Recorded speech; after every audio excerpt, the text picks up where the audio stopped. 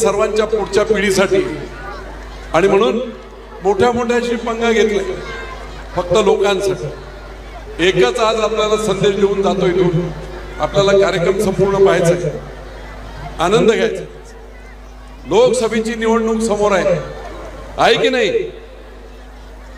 सुप्रियाताई आणि सुनेत्राताई हा चाललाय ना।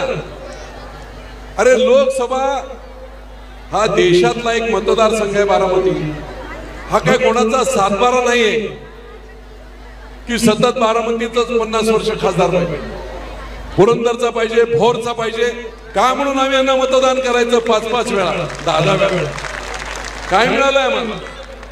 आणि म्हणून तुम्हाला आम्हाला विचार करून चाललो, याच पालखी तळावर विजय बापूंचा अपमान नाही केला अजित पवारांनी, अपमान केलाय पुरंदरच्या स्वाभिमानी जनतेचा।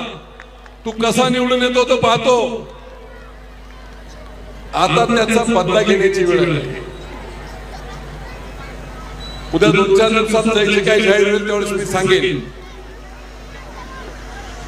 6,86,000 मतदान पवारांचं आहे आणि 5,80,000 मतदान पवार विरोधकांचं आहे, तुमचं आमचं सगळ्यांचं।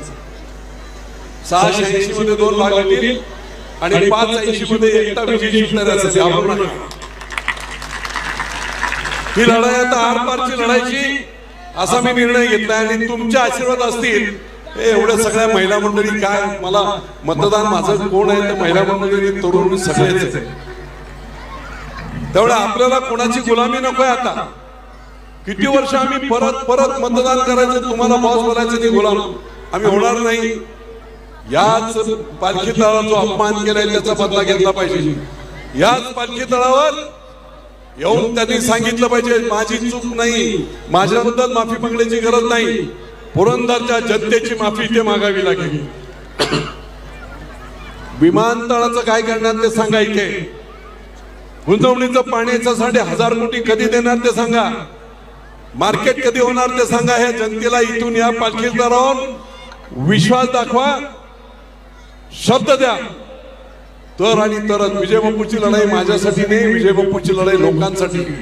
आणि पुढचा आता संपूर्ण रणांगण समोर आहे, 2 पवार वर्सेस पुरंदर, विजय बापू शिवतारे, भोर, इंदापूर सगळे उभे, सगळ्यांनी ह्याला पाड, त्याला पाड, त्याला पाड, त्याला पाड। आता सगळ्यांनी मिळून एकदाच ह्याला पाडा, जाऊ द्या यांचा कार्यक्रम, इतिहास घडू द्या। या पुरंदरने इतिहास घडवला। एबीपी माझा, उघडा डोळे बघा नीट।